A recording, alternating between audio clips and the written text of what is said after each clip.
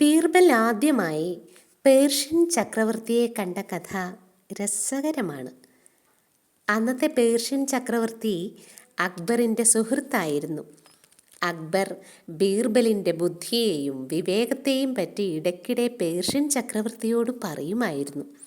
അതോടെ പേർഷ്യൻ ചക്രവർത്തിക്ക് ബീർബലിനെ ഒന്ന് കാണണമെന്നായി.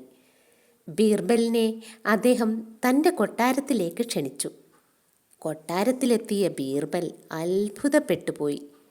അവിടെ രാജസഭയിലതാ 7 ചക്രവർത്തിമാർ ഇരിക്കുന്നു. എല്ലാവർക്കും ഒരേ വലിപ്പം, ഒരേ വസ്ത്രം, ഒരേ കിരീടവും. ബീർബലിൻ്റെ ബുദ്ധി അളക്കാനുള്ള ഒരു വിദ്യയായിരുന്നു അത്. എന്നാൽ ബീർബൽ ശാന്തനായി പുഞ്ചിരിയോടെ സാവധാനം നടന്നു ചെന്നു. അവരിൽ യഥാർത്ഥ ചക്രവർത്തിയുടെ മുന്നിൽ ചെന്നു നിന്ന് അദ്ദേഹത്തെ വന്ദിച്ചു. അത് കണ്ട് ചക്രവർത്തിയും മറ്റുള്ളവരും അത്ഭുതപ്പെട്ടുപോയി. ബീർബൽ, നിങ്ങൾ അതിബുദ്ധിമാനാണ് എന്നെനിക്കറിയാമായിരുന്നു.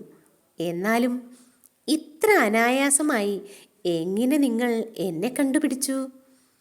ഒരിക്കൽ പോലും നിങ്ങൾ എന്നെ ഇതിനു മുമ്പ് കണ്ടിട്ട് പോലുമില്ലല്ലോ. ബീർബൽ വിനയത്തോടെ വിജയരഹസ്യം പറഞ്ഞു.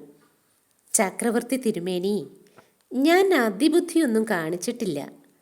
പക്ഷേ സാമാന്യ ബുദ്ധി പ്രയോഗിക്കുക മാത്രമാണ് ചെയ്തത്. ഞാൻ മുന്നിൽ കണ്ട 7 പേരെയും ശ്രദ്ധിച്ചു നോക്കി. ഒരാൾ മാത്രം പുഞ്ചിരിയോടെ ആത്മവിശ്വാസത്തോടെ എൻ്റെ മുഖത്തേക്ക് നോക്കുന്നുണ്ടായിരുന്നു.